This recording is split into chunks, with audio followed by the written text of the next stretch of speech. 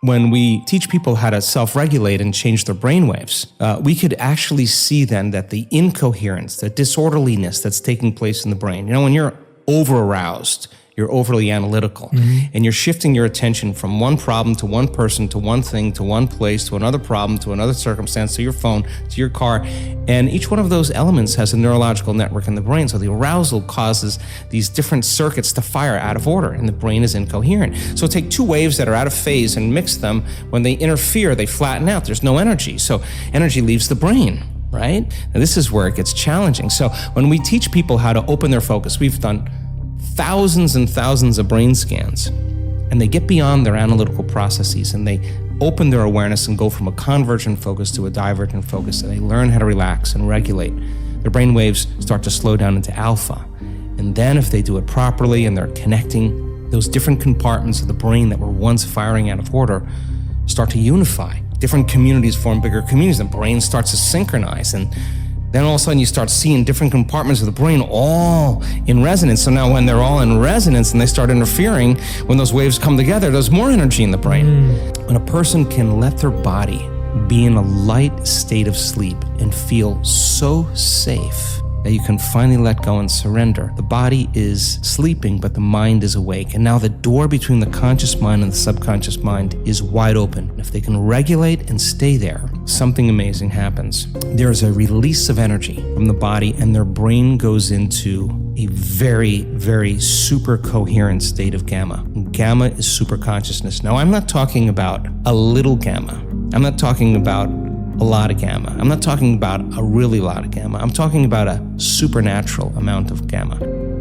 I now know that if you take a person and you say, okay, close your eyes, sit in the silence of any external stimulation, sit your body down like an animal. And so then here comes the challenge, right? If you say then you're not going to live in the familiar past or predictable future, you're not going to think about how long you've been meditating, what you got to do. You labor for that present moment. People think when they do this that they're doing something wrong because there's such discomfort that comes with it. But they're in the unknown. They're actually doing it right. People say, I think I'm meditating wrong. I always say, oh, no, you're doing it right. Because when you notice that your body wants to get up and check your cell phone or have a cup of coffee, and you become aware that it's on autopilot and wants to do that, and you say, come on over here, and you return it back to the present moment, you're executing a will now that's greater than the program. We've researched this. Sooner or later, the body acquiesces. Sooner or later, the body is trained to a new mind. And when that happens, there's a liberation of energy. And now there's energy to heal. Now there's energy to create a new life. Now there's energy for the mystical moment.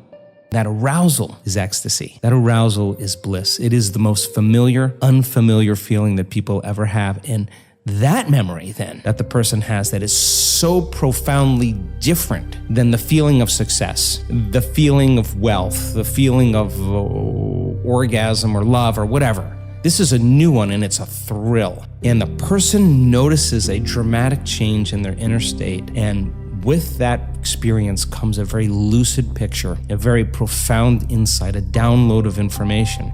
Very high frequency is regulating information. Energy is informing matter, and the body's feeling very electric. It's feeling very enlivened. So the person, when they have that moment, of course, they feel that new feeling. They're going to pay attention deeply to the pictures that they're experiencing in their brain. It's going to seem very real.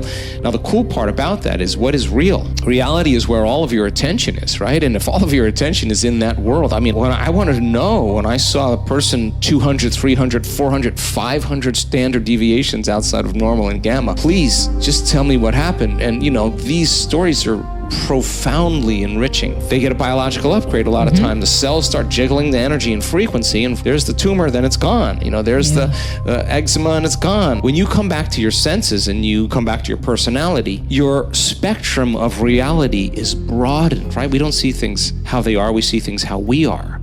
The act of practicing enough times and beginning to create the state in which you're so connected to the energy of your future, you're no longer looking for it or waiting for it. You feel like it's already happened. Hundreds and hundreds of people that have healed themselves from all kinds of health conditions. And one of the most important elements that I see over and over again is when the person said, I just got to this point in my life where I made up my mind. And they made a decision with such firm intention that the amplitude of that decision carried a level of energy that was greater than the hardwired programs in their brain and the emotional conditioning in their body to the past. And their body responded to their mind in that instant. And the stronger the emotion or the stronger the intensity of that energy, the stronger they felt that energy, they came out of the resting state, the more they paid attention to the choice they were making. The word meditation means to become familiar with. So as you become familiar with the thoughts, the behaviors, and the emotions of the old self, as you fire and wire new thoughts and condition the body into a new emotional state, if you do that enough times, it'll begin to become familiar to you. Just like a garden. If you're planting a garden, you gotta get rid of the weeds. You gotta take the plants from the past year and you gotta pull them out. The rocks that sift to the top that are like our emotional blocks, they have to be removed. The soil has to be tenderized and broken down. We have to make room to plant a new garden. So when you teach people how to do that with a meditative process, they're less likely to emotionally react. They're less likely to be so rigid and believe the thoughts they were thinking. They're more aware of when they go unconscious back into a habit, and that is what starts the process of change. 70% of the time, people live in stress, and living in stress is living in survival. Now, all organisms in nature can tolerate short-term stress. You know, a deer gets chased by a pack of coyotes. When it outruns the coyotes, it goes back to grazing and the event is over. So you're driving down the road, someone cuts you off, you jam on the brakes, you give them the finger, and then you settle back down and the event is over and boom, now everything's back to normal. When you turn on the stress response and you can't turn it off, now you're headed for disease, because no organism in nature can live in emergency mode for that extended period of time. It's a scientific fact that the hormones of stress downregulate genes and create disease, long-term effects. That means then our thoughts could make us sick. So if it's possible that our thoughts could make us sick, is it possible then our thoughts could make us well? The answer is absolutely yes. There's 2 times the door to the subconscious mind opens up. When we wake up in the morning and we go to bed at night, so our brain waves go from delta to theta to alpha to beta, and you kind of slide up this way, and then you're back to conscious awareness, local in space and time. When you go to bed at night, you go from beta to alpha to theta to delta, and you slide down. Those 2 points in the day, when we wake up in the morning and go to bed at night, when alpha, or our analytical facilities are suppressed, we're in theta, we're in a hypnotic state. And the door between the conscious mind and the subconscious mind is wide open. What separates the conscious mind from the subconscious mind is the analytical mind. So as you suppress analytical facilities, you can program anybody to do anything. How would an abundant person think? Write it down, dude, and fire and wire those thoughts in your brain and install the hardware. Keep doing it with attention and intention. It becomes the new voice in your head. It becomes a software program. And before you reach for your cell phone and start scrolling through your social media, close your eyes and rehearse in your mind how that person would walk, how they would breathe, how they would smile, how they would greet people, how they would be on Zoom calls, how would they be in traffic, how would they be at dinner. And the act of closing your eyes and mentally rehearsing the act, if you're truly present, the brain does not know the difference between the real life experience and what you're imagining. In fact, just a little bit of time, you start to install the neurological hardware to look like you already did it.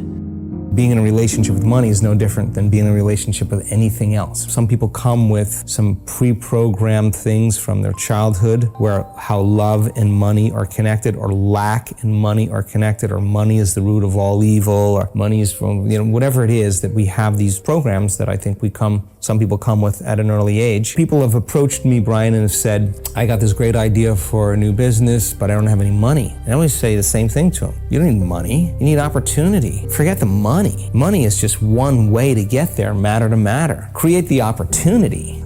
There's always plenty of ways to create abundance, to create what people need, or come up with a solution. There are an infinite number of things that can be done. Getting creative and finding solutions to things will always create abundance. When you feel so amazing and feel so great about yourself that you no longer want anything, the first thing you want to do is give. I mean, when we see that brain scan moving into coherence and those 2 hemispheres come together, and all of a sudden we see that heart just start going boom, boom, very orderly. And see, the more energy going in the brain goes into super coherence. You can walk around and look at that person who's getting the brain scan, and there are tears of joy rolling down her face. She's feeling so whole that it's impossible to want. How can you want when you're whole? Now you feel like you already don't need anything. You feel like you have it already. That's the moment the magic happens. So she's no longer creating from lack and duality and separation. She's feeling like it already happened. And that's very profound signal in the field. That's dropping a big stone in the water and it's producing some big waves. Let's start learn how to lead with our heart, a different consciousness. Yeah, in the beginning, it's a little difficult, but you stay with it and you practice it, placing your attention there, you're putting your own life force back into your heart. You're turning your love inward, and the body will start responding. And in a week's time, if we're doing that 3 times a day or over and over again, sooner or later, that thing's gonna start blooming, just like when your sexual organs are aroused and they're engorged with blood. This center, when you start feeling love, you make a chemical called oxytocin. It causes the arteries in your heart to literally open up. So your heart is going to be filled with blood and oxygen and nutrients. It's physiological. It's going to feel full. You're going to have a heart-on, in a sense. Your heart is going to fill, right? And when that happens, you experience a level of love that passes all understanding. Please engage with this video by liking, commenting, and sharing. Subscribe to stay updated. For more amazing content, check out our next video.